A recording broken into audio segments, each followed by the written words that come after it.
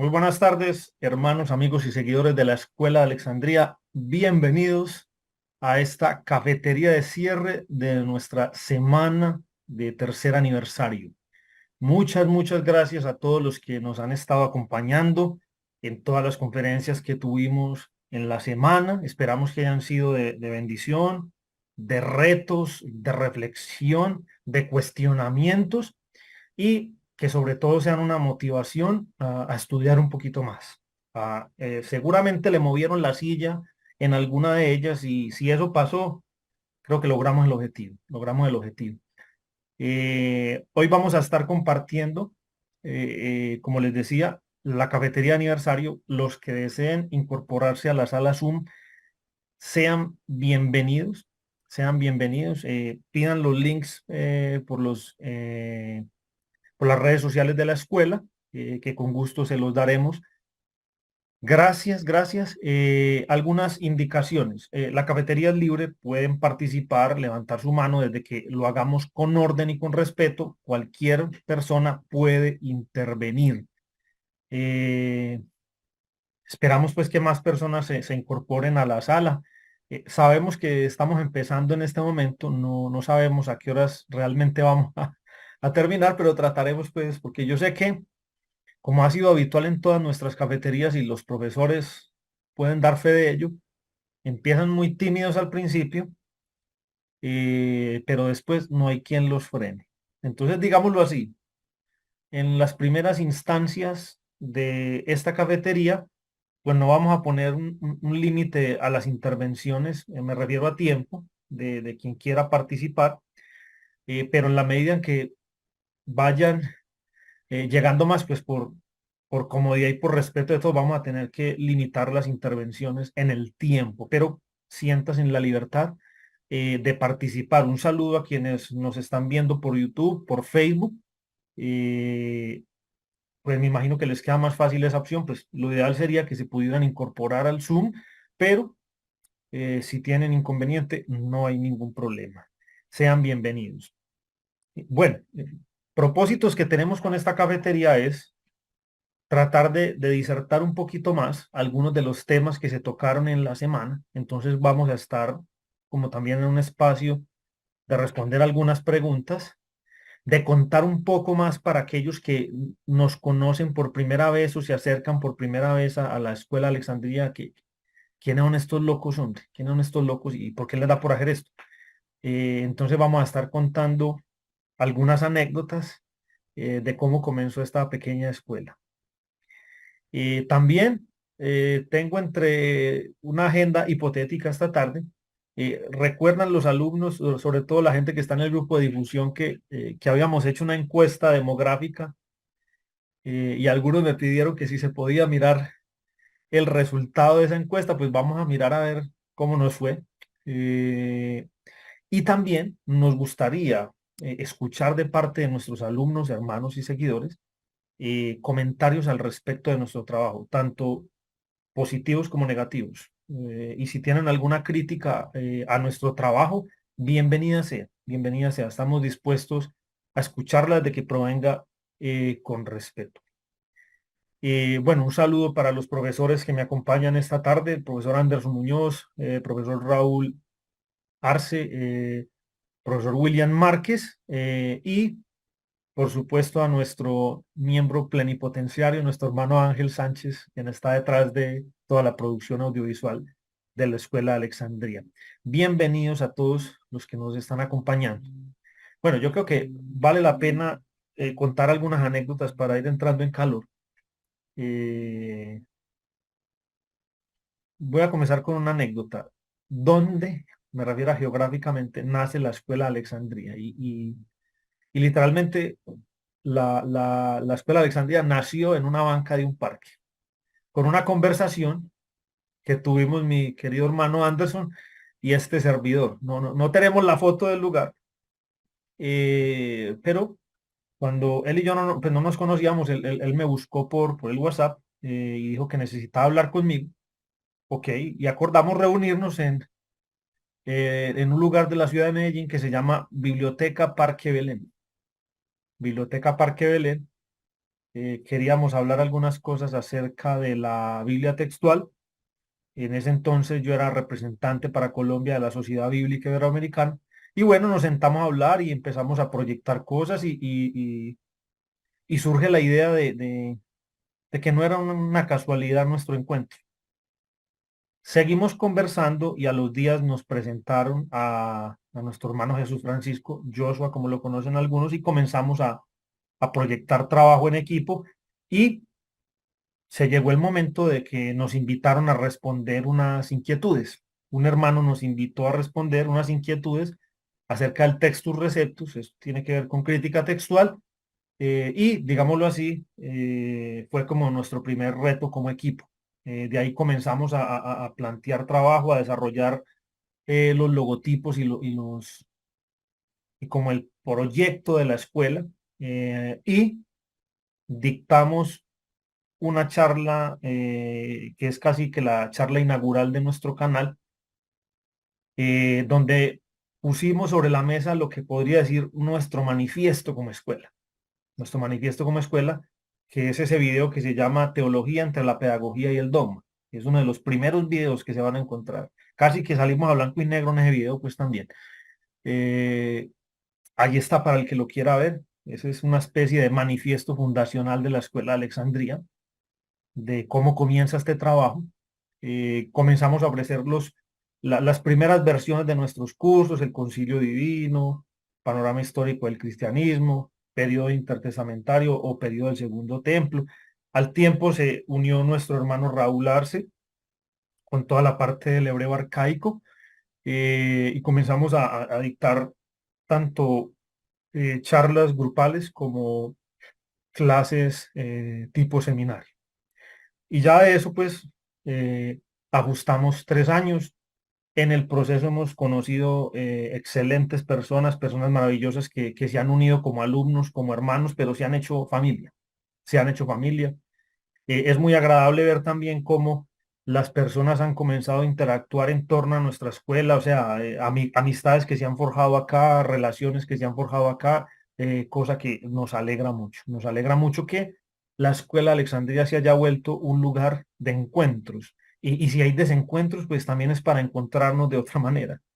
Eh, un reto grande que siempre hemos tenido como escuela es poder sentar a personas de diferentes posturas teológicas, aún en los extremos, pero que como mínimo puedan sentarse juntos a dialogar, no necesariamente, y siempre lo hemos insistido, ¿no? A ver, aquí usted no tiene que salir de acuerdo, no tiene que quedar de acuerdo con lo que dice el otro o aún con lo que dicen los profesores. Gracias a Dios aquí no tienen que estar de acuerdo con los profesores, pero al menos dese la oportunidad de dialogar, de escuchar, de ser escuchado y de pensar. Yo creo que un énfasis que todos los que nos ha acompañado Ah, en este recorrido es entonces pensar déjame que teológicamente. te lo vuelvo a enviar Yelitza, qué para pena, te que cierro el micrófono que se te abrió. Entonces, sí, el reto ha sido eso, de fomentar entre nuestros alumnos más que la repetición teológica como loritos, que sea una reflexión teológica verdaderamente. Quisiera saber sobre mis hermanos y amigos Raúl y Anderson, si quieren comentar algo de esta pequeña reseña histórica, añadiendo alguna que otra anécdota. Bueno, yo quisiera sí añadir un caso excepcional y para mí muy importante y satisfactorio, y es el hecho del profesor William Márquez, cómo se une él a la Escuela de Alejandría.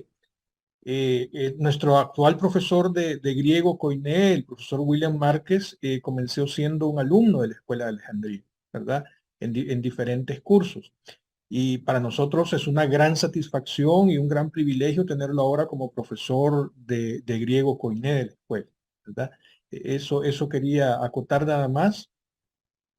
Y así en el proceso estamos nosotros indagando quiénes de nuestros alumnos tienen ese potencial, ¿verdad? Para alguna vez poderlos incorporar, ¿verdad? Ese es un proceso muy minucioso, muy que requiere mucha evaluación, mucha constancia, ¿verdad? Pero un caso excepcional, ¿verdad? Es el del profesor William Márquez, nuestro profesor de griego con eso quería nada más acotar, el profesor Lucas. Muchas gracias, profesor Raúl. Hermano Anderson, adelante. Gracias. Buenas tardes a todos. No, Lucas, mira, yo quería agregar algo que a mí me parece importante.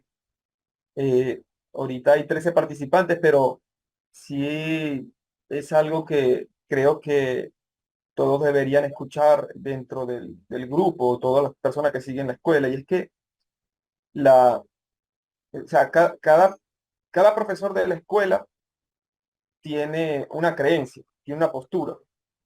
Es imposible que alguien no tenga una creencia en algo, siempre, hasta el ateo cree que no hay Dios.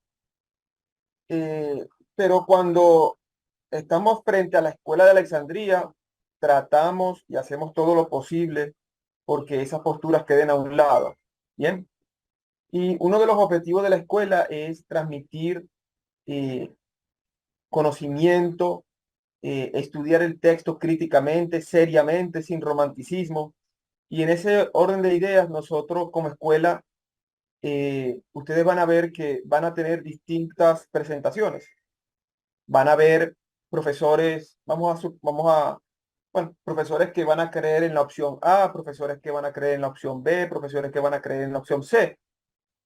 Y lo comento porque, por ejemplo, esta semana nos llegaron algunos comentarios de personas que no estuvieron de acuerdo, por ejemplo, con algún tipo de exponencia o perspectiva de algún profesor. Bien.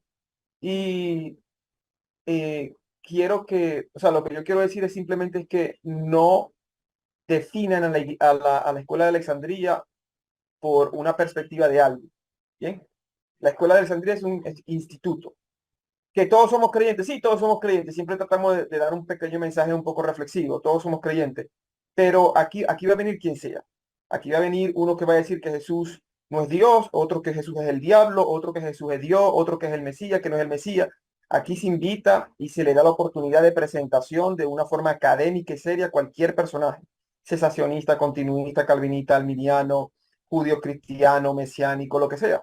Bien, así que yo lo digo es porque cuando ustedes vean a alguien, no crean que esa es la posición de la escuela, es simplemente alguien que está realizando una exposición, está exponiendo su postura y creo que es importante como personas maduras que escuchemos todas las posturas, porque ¿de qué nos sirve seguir con el mismo catecismo que nos enseñaron de toda la vida cuando allá afuera hay una perspectiva mucho más amplia? Bien.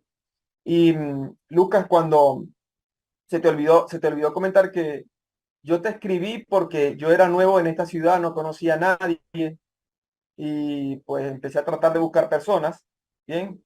Pero en los lugares donde llegaba, iglesias, comunidades, pues la verdad no había ningún tipo de persona interesada en un estudio serio, para nada. En el mismo catecismo que siguen todos. El 1, 2, 3, el ABC. Empiezan tomando leche, tienen 40 años en el Evangelio y siguen tomando leche. Es una cosa que eso se ve en todos lados, pero recuerdo que una vez estaba conectado a YouTube y en una conferencia mencionaron tu nombre y dijeron Medellín, Colombia. Y yo hice lo posible por contactar a la persona que te mencionó y ahí contactar contigo y así fue como fui a dar contigo. Eso es lo que quería comentar.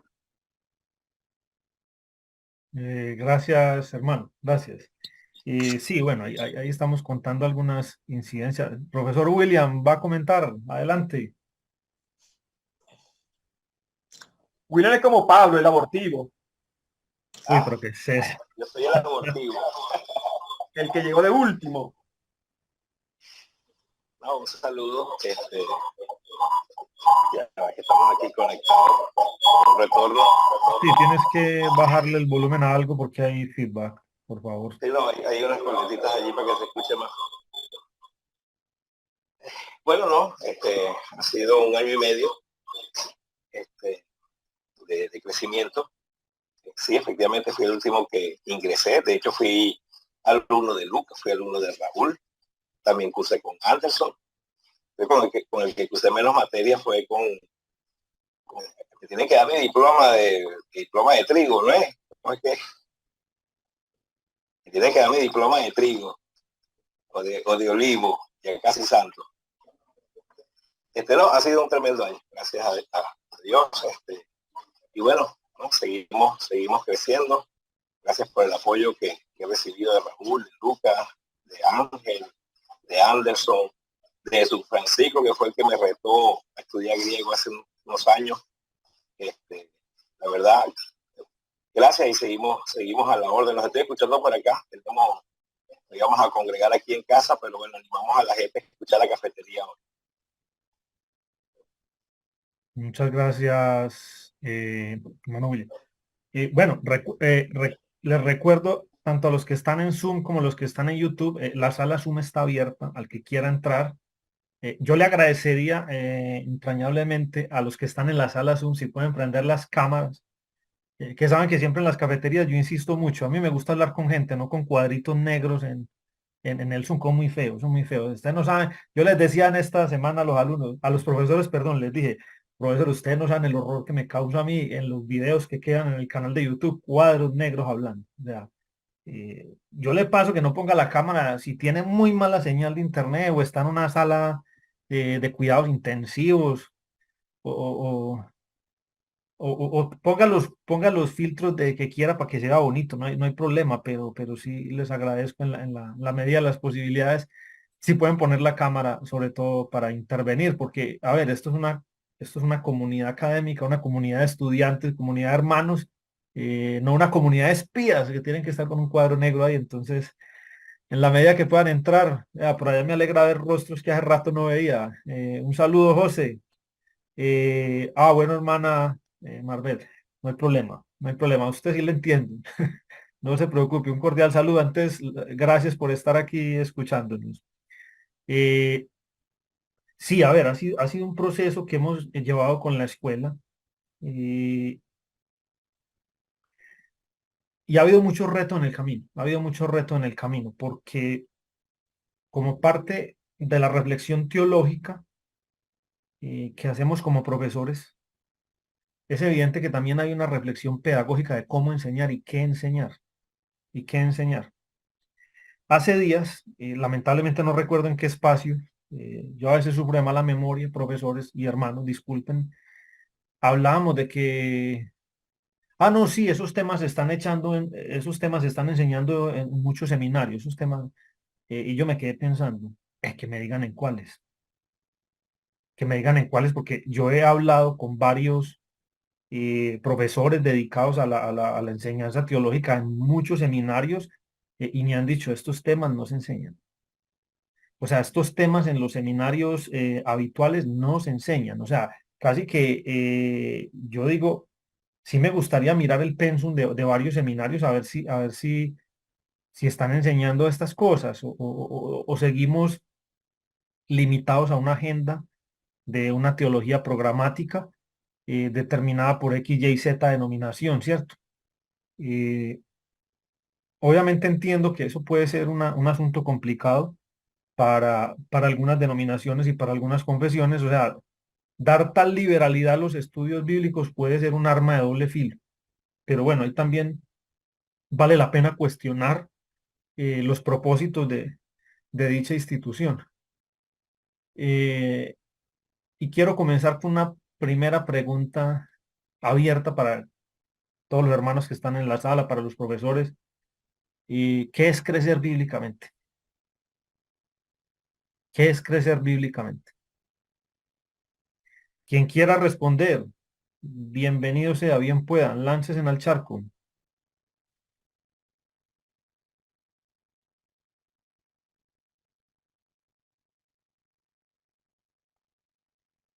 Me siguen, mucho silencio en esta sala. Me siguen. Algunas personas creen que crecer bíblicamente es leer mucho la Biblia, Ok, pero ok. ¿Vos qué crees, Anderson? no, yo diría que no es simplemente leerla, sino saber leerla.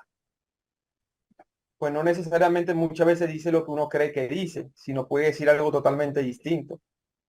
Y eso pasa mucho porque las personas, yo recuerdo esta película que son generalmente de karate, que son de eh, técnicas marciales y todo esto, que siempre hay un sensei y siempre hay un alumno. Entonces el alumno siempre llega y quiere aprender a pelear. De artes marciales, sí, quiere aprender a pelear. Entonces, automáticamente llega queriendo aprender las técnicas, queriendo aprender absolutamente todo. Entonces, sí, es muy curioso porque entonces el sensei le dice, bueno, mira, ve a buscar allá en una montaña tal cosa, ve por allá a buscar otra cosa. Entonces, el alumno pasa mucho tiempo haciendo cosas que para él son totalmente inútiles y le molesta, se molesta. Pero luego al final de la película vemos que cada cosa que él hizo, subir a la montaña, caminar por cierta parte que le ayudó a tener más equilibrio, ir a cierto lugar que era oscuro, pero con los sonidos él se podía guiar, todo eso le ayudó a ser quien es. Entonces, lamentablemente, las personas llegan al texto, lo abren y quieren empezar a leer absolutamente todo. Y ahí no van a saber, en verdad, muchas veces qué es lo que en verdad dice el texto. Entonces, muchas veces hay que pasar por una metodología, hay que pasar por la adquisición de ciertas herramientas que nos ayuden a leer el texto. Y yo creo que allí vamos a crecer. Es como un cuerpo. Yo no puedo darle ejercicio solamente a mi mano derecha, a mi brazo derecho, tengo que darle al brazo izquierdo, pero también tengo la parte del abdomen, tengo las piernas, tengo un montón de músculos que tengo que ir puliendo. Entonces yo, por ejemplo, veo personas que se saben la Biblia de punto a punto, pero no saben nada. O sea, uno dice un versículo y él sabe dónde está. Citan versículos, citan esto, citan lo otro, pero cuando van a aplicar eso a una metodología, no saben hacerlo. No tienen un proceso metodológico para a seguir, porque nunca lo han hecho. Pero se saben la Biblia completamente. Y eso no sirve de nada, saberse la Biblia si no sabes cómo aplicarla o no puedes entenderla. Entonces no es simplemente leer, sino saber leer. Gracias, profesor. Elizabeth, adelante.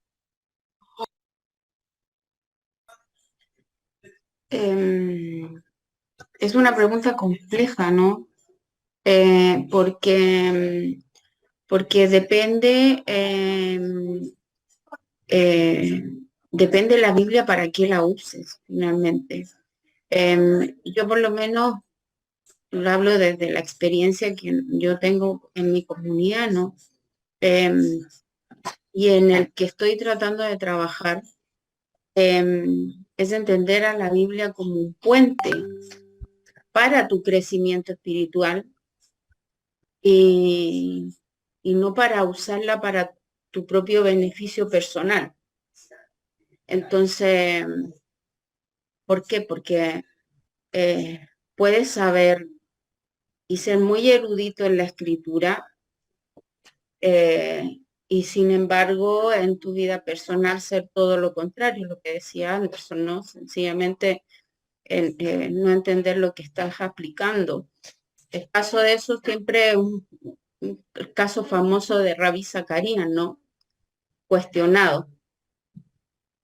Entonces, creo que en ese sentido es una pregunta compleja y tiene una respuesta compleja. Si la persona la separa la separa de la fe o no, o sea, si eso está separado de la fe, claramente va a ser un conocimiento y se puede ser una persona muy erudita en la Biblia como libro, pero ya si se une a la fe, esa pregunta necesariamente tiene que ver, se va a estar relacionada a su vida espiritual. Así que yo creo que todo va a depender de la persona misma como lo vea. Si es de fe o si es una persona que su camino busca crecer espiritualmente y no no viendo la Biblia como un libro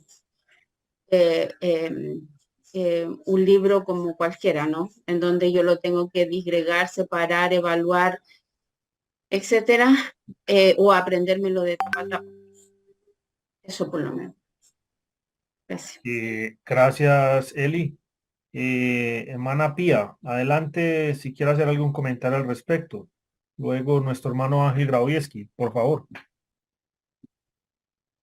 Gracias por su amable atención durante este espacio de la Escuela de Alejandría, transmitido en streaming live a través de la sala de Zoom, en simultáneo con la página de Facebook y nuestro canal de YouTube, donde estará disponible permanentemente.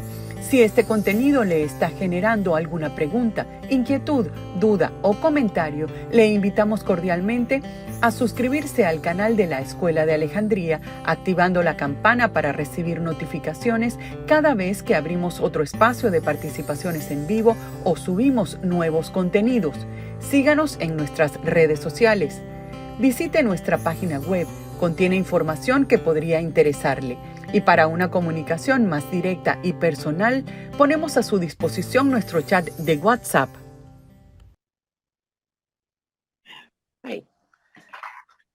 Ahí sí. ¿Cómo crecer con la Biblia? ¿Qué es crecer, ¿qué es crecer bíblicamente? ¿Qué es crecer bíblicamente? A ver, yo le voy a contar mi historia, muy cortita. Hace 3 años yo tuve un bebé y en el parto casi me muero, en resumen. Y antes de eso yo había sido católica cultural, etcétera, y nunca me había interesado este tema, jamás. Había estudiado otras cosas y empecé a estudiar, pero así, justo vino la pandemia, me puse a estudiar y llegué a la Cábala. Me puse a estudiar Cábala, mística judía, y cuando me di cuenta que no sacaba nada con estudiar Cábala, si no me había leído todo el Antiguo Testamento o la Biblia hebrea, me la empecé a leer. Y empecé a leer, empecé a estudiar, empecé a analizar todo lo que estaba ahí. Y este camino de 3 años me ha conectado con la Biblia en el sentido no espiritual, en el sentido terrenal. En el sentido de cómo aterrizar esas enseñanzas, cómo practicarlas en mi vida, cómo a lo mejor aportarle a otras personas en ese sentido.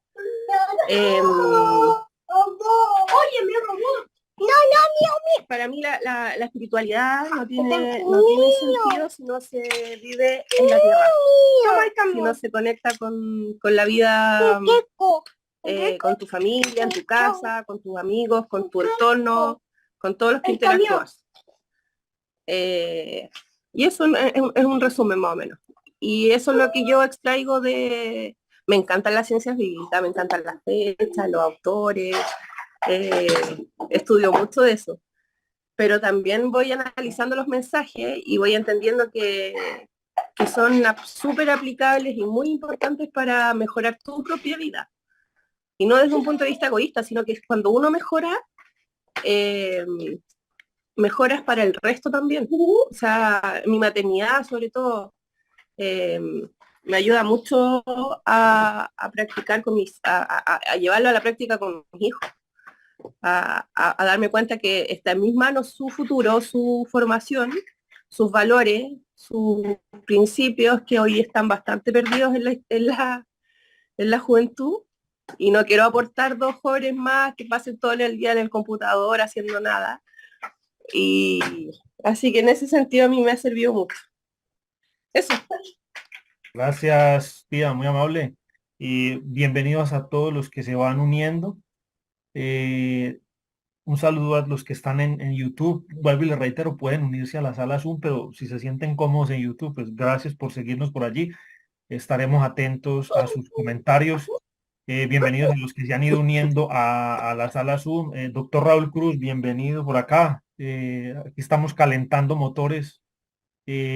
Como dice usted, sabemos a qué hora empezamos, pero vamos a ver hasta qué horas nos vamos.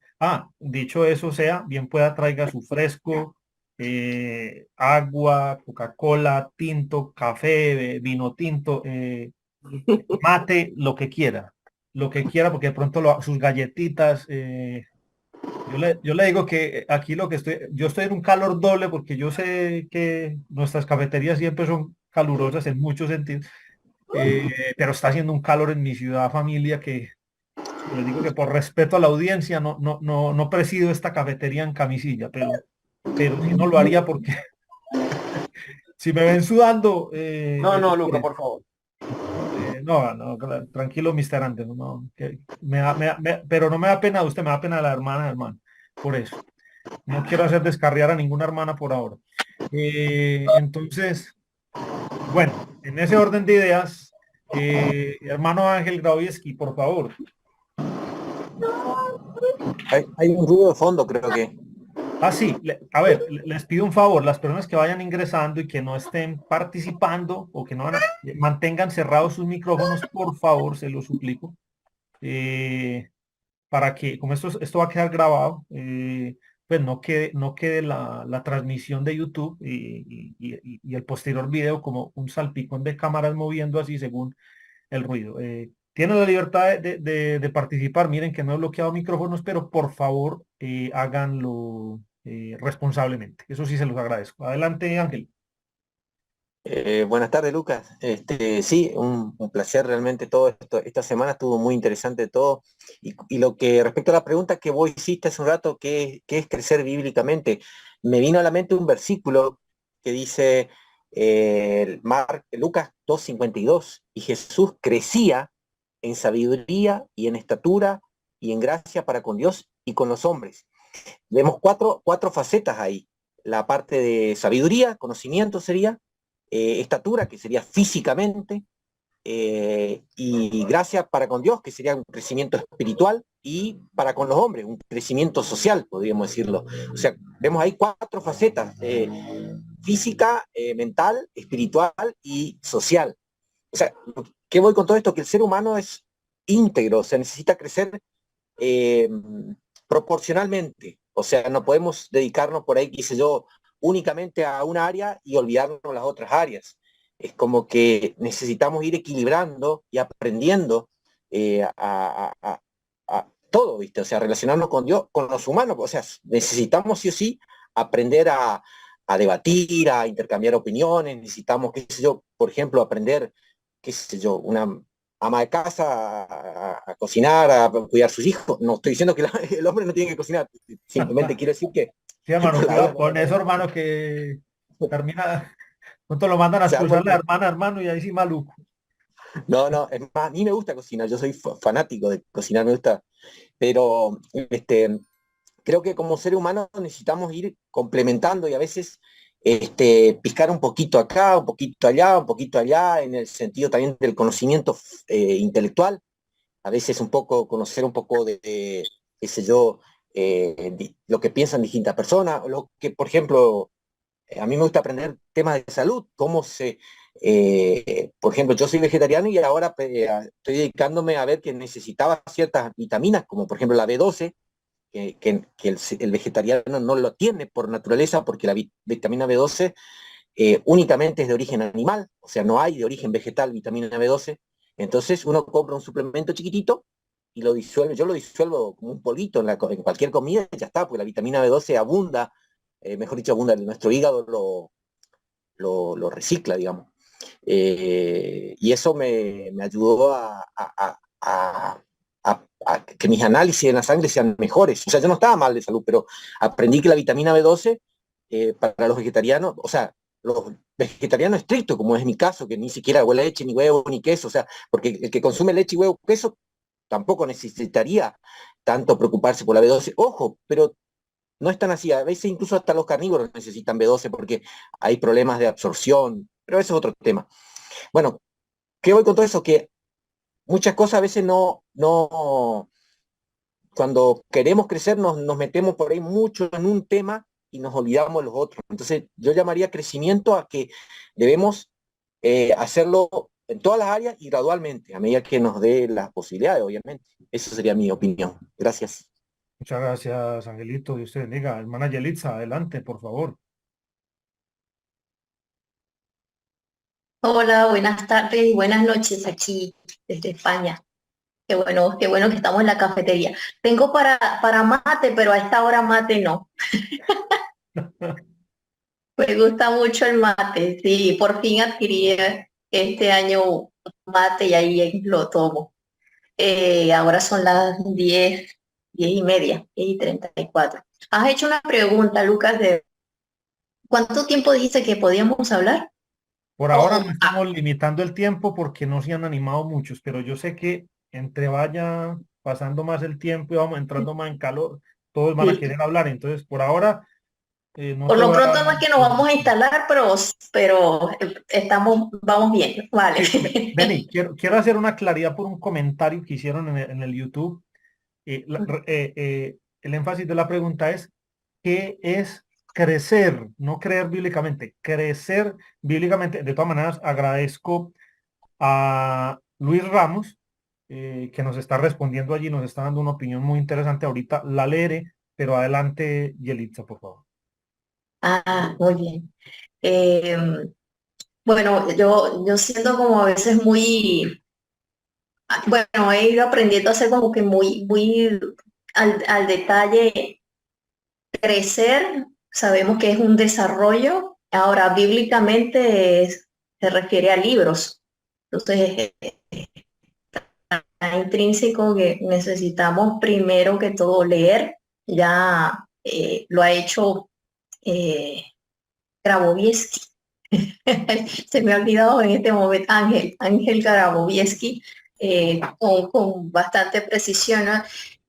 Crecer bíblicamente sí tiene que sin duda ser integral y comienza por la lectura, en este caso lo que conocemos como Biblia. Y la Biblia, si bien no son todos los documentos, sí que contiene una sabiduría que bien leída, pues va a tocar todos los aspectos que ha mencionado Ángel. He tenido la bendición de poder estar en el área médica, además de haber sido criada en un entorno de mucho, mi madre y mi padre, bueno, sobre todo mamá, porque las madres están, y yo creo que es un diseño perfecto que las mamás influyen al estar en casa en ese modo de pensar. Bueno, Pia lo ha mencionado también. Si leemos, si enseñamos a otros, es enseñar, como dicen, a pescar y no a que nos den el pescado. Pero cuando nos dan el pescado, no crecemos bíblicamente, o sea, crecemos de acuerdo a ideas preconcebidas. Ahora, crecer bíblicamente, el mismo libro nos va a dar referencias de que hay elementos para considerar y ahí está incluido cómo nos relacionamos, cómo deberíamos relacionarnos, porque aunque es una escritura y una literatura de orden o no occidental, yo creo que la esencia del ser humano, a mí me gusta mucho el tema de la neurolingüística y la neurociencia, y ahora que tengo la oportunidad, pues uno se va dando cuenta, además de haber trabajado un ratito en el área médica, pues me dio la oportunidad de combinar esas dos cosas. Estaba conociendo del Señor, estaba leyendo y estaba en la práctica ejerciendo eso de que a veces me decían que yo tenía mucha paciencia y yo tengo mucha paciencia. El Señor luego me demostró que no, tenía una paciencia en mis fuerzas. Y cuando empecé a trabajar con personas en público, quiero decir público, en este caso pacientes, ahí el Señor derribó todas mis estructuras. No, usted no es paciente nada. Ahora empiécese a meter. Y creo que entre la lectura responsable, meditarla y ponerla por obra, es eso, lo que conseguimos es crecer bíblicamente, sin abandonar una cosa de otra. Y muy importante es que aprendamos primero nosotros, antes de enseñar a otros, sobre todo en la parte del carácter, que ahí dice también la Biblia, que crece hasta llegar a la estatura del varón perfecto en Cristo Jesús, Señor nuestro. Y ese debe ser nuestra conciencia para poder crecer, que es atendernos a nosotros primero para entonces ser de algún modo esos discipuladores, pero que no vamos a controlar. Vamos a enseñar a los otros también a que se hagan responsables en esa lectura. Bueno, gracias. Gracias, Yali, gracias. A ver, no quiero desaprovechar en esta tarde la presencia del doctor Raúl y de José Marcel, que nos acompañan esta tarde. Y a ver, no quiero Ay, tomarlos en frío, pero no puedo dejar de hacerles la pregunta. Para ustedes, ¿qué es crecer bíblicamente? ¿Qué es crecer bíblicamente? Quien quiera comenzar respondiendo, o José Marcel o el doctor Raúl Cruz, ¿quién quiere comenzar, por favor? Doctor Raúl, adelante. Marcel, por favor, tú primero. Saludos, gusto en verte. Profesor, un gran gusto, le mando un fuerte abrazo. Muy buenas los comentarios que alcanzamos a escuchar. Qué difícil pregunta la que me hace. Requeriría muchas cosas personales, pero creo que tiene que ver un poco, sobre todo con algo interior que tiene que ir sucediendo, buscando cuestiones éticas, y sobre todo procurando seguir algunos ejemplos notables, como creo que siempre vuelvo al mismo punto, a Jesús. Cuando uno lo sigue, lo que encuentra ahí, el crecer bíblicamente, por decirlo así, es un camino a veces en solitario, pero que implica tratar de hacer el bien y buscando sobre todo ese bien en función de los demás, como una contribución, que creo que es la clave en la ciencia, ayudar y estar al servicio del prójimo. Creo que esa es como, por lo menos, la experiencia como la veo, y aprender a tener mucha tolerancia de las diferencias que existen en la humanidad, pero por sobre ellas, amar. Amar en todo sentido. Amar a las personas que están con nosotros en nuestra familia, a nuestros compañeros de trabajo, amar incluso a aquellos que nos critican y a veces de manera sin entender algunos. Sé que hay otras explicaciones mejores en la teología, y desde la filosofía o de otros campos, pero yo hablé más bien del corazón y de lo humano. Eso sería en el fondo para mí, y eso, no me quiero explayar, más bien quiero... Gracias, mi hermano José Marcel. Profesor Raúl, adelante. Crecer bíblicamente. Pregunta difícil. No quiero dejar, ya que voy empezando, saludamos a todos. No alcanzo a leerlos a todos, pero buenos días, buenas tardes, buenas noches, donde quiera que estén. Y déjenme nada más hacer una fe de ratas, porque algunas cosas que dije el día que me tocó platicar con ustedes están mal, para que por lo menos quede testimonio de que hay dos o tres cositas ahí que yo, digamos, soy consciente que están equivocadas. La primera, yo no me acuerdo dónde dije que estaba lo de las 70 caras de la Torá. Creo que dije que estaba en Devarim, pero en el Rabá de Devarim, pero la verdad es que está en Bamidbar Rabá.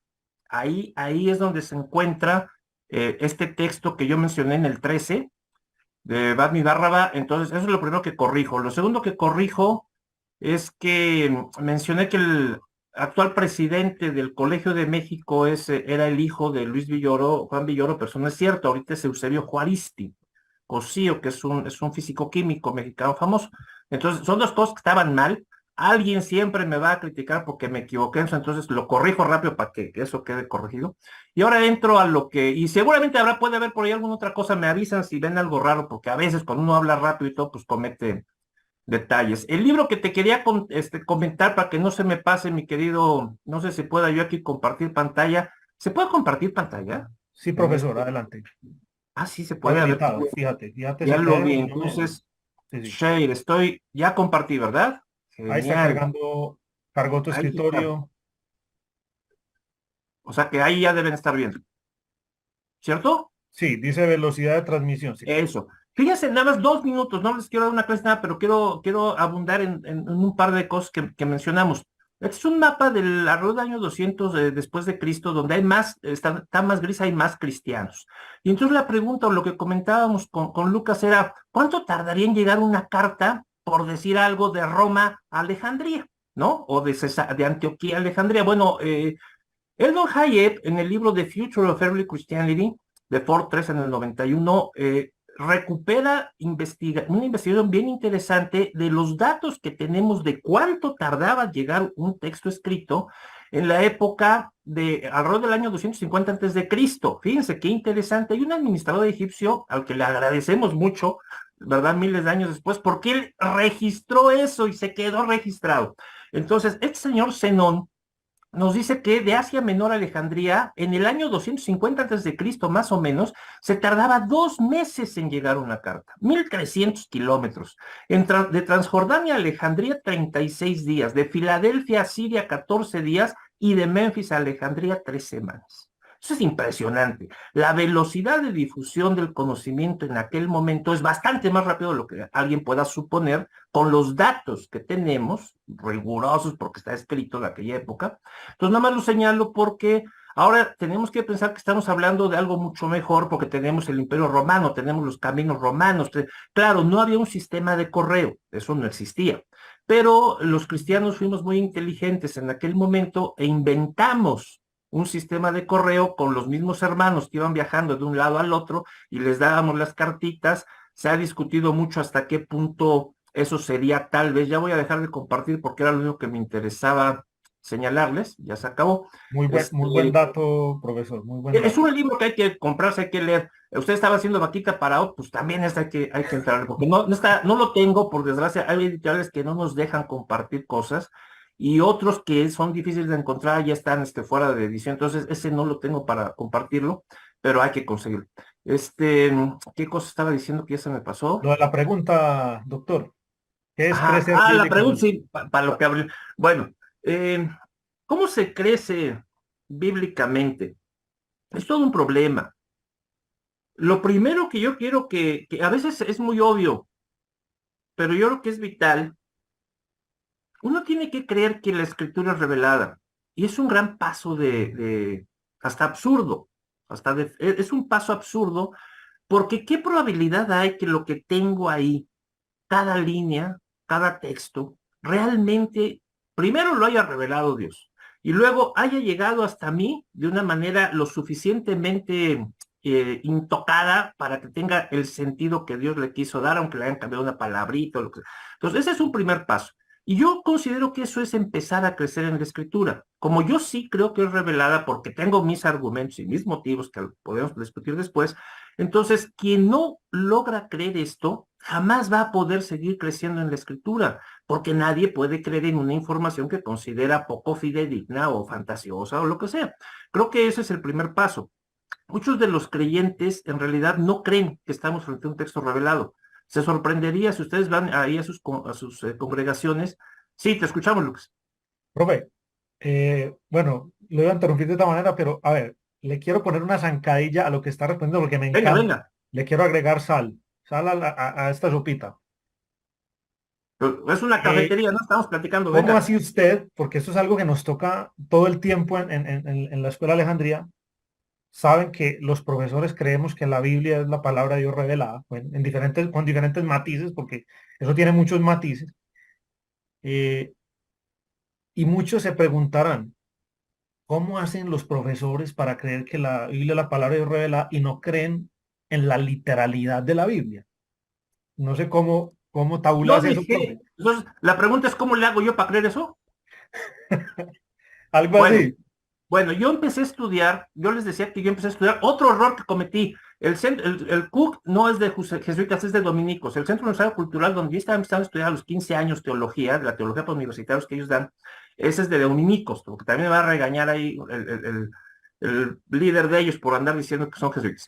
Ya ven que ahí tienen muchas broncas. La realidad es que yo entré a estudiar eso. Entonces, cuando empecé a estudiar, entré a la Pontificia, cuando yo tenía como 18 o 20 años, entré a estudiar hebreo en la Universidad Pontificia de México. No me querían aceptar porque yo no era católico, pero al final conseguí que me salieran en un curso de verano de hebreo, ¿no? Y entonces así empecé. Y en algún momento por ahí, cuando tenía, no sé, yo máximo 25 años o 20, vino el problema, porque yo dije, bueno, pues suena muy sensato. Evidentemente esto es una copia del Enuma Elish, y eso, evidentemente esto no puede ser cierto por aquí, por allá, pero afortunadamente yo ya tenía una relación con Dios, es decir, ya me habían enseñado a platicar con Dios, a preguntarle, entonces yo le dije, oye Dios, ¿tú qué crees? ¿No crees que todo esto está muy Y entonces, a mí lo que Dios me reveló a mí en mi vida personal de oración, a mí me dijo, punto, para mí esos no son cuentos. Eso me bastó. O sea, como a mí, en la forma en que yo entiendo a Dios, a mí Dios me reveló a mí que Él no considera cuentos lo que está ahí escrito, yo lo considero verídico. Entiendo que hay problemas de transmisión, todo lo que ustedes quieran, pero es una cuestión de fe, de vida de fe, mi querido Lucas. Yo lo creo porque a mí Dios me lo dijo. Yo sé que eso no tiene valor probatorio para nadie y no espero que lo tenga. Pero cuando llegó el problema, hice lo que creo que hay que hacer, ir a Dios y preguntarle, oye Dios, ¿tú qué crees? Gracias, profesor. Sí, es un reto interesante. Yo creo que, a ver, todos los que nos dedicamos a las ciencias bíblicas, a ver, mucha gente piensa mal de que la gente que se dedica a las ciencias bíblicas o son ateos o son gente que perdió la fe. O que las ciencias bíblicas lo van a sacar de la fe, porque hemos escuchado varios colegas, amigos y profesores y alumnos que no, es que a mí mi pastor me dijo que no estudiara eso porque me voy a perder. Y yo puedo decir que en algún momento un pastor me lo dijo a mí. No se meta por ahí que se va a perder. Se va a perder. Entonces, bueno, viene también una parte de renuncias institucionales que a veces yo lo resumo así. Yo sí perdí la fe, pero ¿en qué perdí la fe y en qué aumenté la fe? Yo me considero hoy mejor creyente que ayer, pero sí empecé a poner en jaque a las instituciones, porque desgraciadamente las columnas fundamentales de muchas instituciones es la ignorancia de sus feligreses. Déjame ponerlo así, a ver qué les parece. El primer problema, por eso les puse en el Facebook también un seminario hermoso que tienen allá en Madrid, que es el seminario de reología. Es decir, uno de los problemas de los que hoy somos conscientes, y no llegamos a esto ni por la Biblia ni por la filosofía, llegamos por las ciencias duras. La física nos ha demostrado hoy que no entendíamos la realidad. La física ha demostrado hoy muchas cosas extrañas. Primero, si ustedes pasaron por la primaria, voy a tomar 2 minutos, no importa que tome 4 minutos para eso. Adelante, profe, adelante. Sí, pues no quiero monopolizar esto, pero esto es importante. Ustedes pasaron por la primaria y conocen la teoría cuántica, pero una cosa fundamental de la ecuación de la mecánica cuántica es que la teoría que hoy tenemos prohíbe ciertos niveles de energía. Ustedes lo saben, el famoso salto cuántico. El electrón no puede estar en medio, pero puede estar aquí o puede estar allá. Eso significa que para pasar de aquí a allá, tiene que desaparecer de aquí y aparecer allá sin haber pasado por los estados intermedios de energía. Eso es lo que quiero decir, no quisiera otra cosa. Con la razón que hoy tiene el ser humano, desaparece, se va a quién sabe dónde y aparece en el siguiente nivel. Así están construidas las ecuaciones porque no son continuas, son discretas. ¿Ok? Eso es lo primero. Segundo, el famoso entrelazamiento cuántico. Resulta que un par de partículas que estuvieron alguna vez en contacto sienten instantáneamente una que alguien tocó, le hizo algo a la otra. Eso también lo acabamos de descubrir hace muy poco. Es decir, como todas las partículas o muchas estuvieron en contacto en el Big Bang al inicio del universo, si yo toco aquí una partícula de Yelicha, en Orión otra partícula lo va a sentir instantáneamente. Eso es un hecho científico, o sea, no estoy imaginando cosas, es lo que los datos de la investigación contemporánea nos arrojan, más muchas cosas que no me da tiempo de hablar. Por lo tanto, queda claro algo, no hemos comprendido la realidad. La realidad es mucho más compleja de lo que entendemos como humanidad hoy. Y si no entendemos eso, estamos perdidos. Por lo tanto, todos estos científicos y agnósticos que arbitrariamente deciden no creer en Dios, pues es algo absurdo, si ni siquiera sabemos lo que es realidad. Por favor, piensen ustedes en la eternidad. Cada uno de ustedes y yo somos eternos según la revelación del texto bíblico. Vamos a vivir para siempre, eternamente. ¿Pueden pensar lo que es eternidad? Pusiste eternidad en su corazón. ¿Pueden imaginarse lo que va a ser vivir para siempre? Yo no puedo. No. No, da terror. O sea, yo no sé si ustedes me levantaron la madrugada diciendo, Dios, qué miedo eso de la eternidad. Pero ¿estamos condenados a ello o estamos salvados a ello? Lo que ustedes quieran entender. Me callo. Nada más quiero que entiendan que entenderla es una bronca. Gracias, profesor Raúl Cruz. Ahí nos deja más que pensar. Hermano Aaron Roldán, adelante. Que mientras activa el... Sí, que no se nos vaya a chocar, pues, y de alguna manera. Aaron se ve que no está por aquí, por estos lados, ni por... Adelante, Aaron. ¿Se escucha? Sí, perfecto, fuerte y claro, adelante. No, solo una acotación de la pregunta de qué es crecer bíblicamente. Perdón que les hable así, pero ando trabajando. Pues creo que la pregunta deja mucho que pensar, porque crecer en qué sentido. Crecer espiritualmente, crecer físicamente, crecer en conocimiento, crecer en amor al prójimo, crecer en amor a las piedras vivas que somos nosotros. Es bien compleja la pregunta, interesantísima, porque hay mucho que hablar de esto, en crecer en qué. Y al aporte que el profesor que estaba hablando ahorita, perdón que se me fue el nombre, Raúl, el profesor Raúl. Perdón, profesor Raúl, saludos.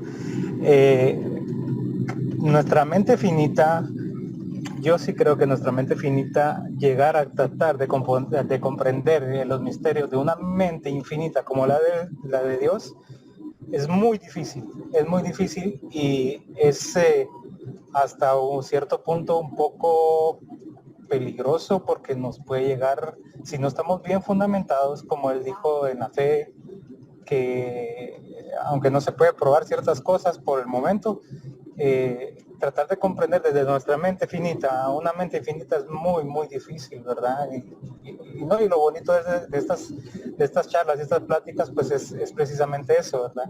Seguir creciendo y eso, pero esa era la aportación que por el momento quería hacer, y igual darles ahí agradecer la oportunidad de pues poder unirnos ahí al tiempo de cafetería. Pues regularmente yo ando trabajando, pero los escucho y me ando conectando ahí en la medida que puedo y en la medida que se me permite por el trabajo, y pues Dios que me los bendiga a todos ahí. Saludos desde Guatemala. Muchas gracias, Aaron. Aaron, saludos, muchas gracias. Déjame decirte, ponerte la más difícil. Resulta que yo entiendo que la teología ha dicho que Dios es incomprensible y la canción, pero eso contradice la Escritura. La Escritura afirma que el Espíritu de Dios todo lo escudriña, aún lo más profundo de Dios, y dice la Escritura que nosotros tenemos la mente de Cristo. En ese mismo contexto, pues es que nosotros sí podemos entender a Dios. Yo sé que la teología enseña que no, pero la Escritura dice que sí. Punto, no digo más. Gracias por llegar al final de este video que transmitimos desde la sala Zoom en Streaming Live simultáneamente por la página de Facebook y nuestro canal de YouTube. A todos, gracias por su asistencia y participación.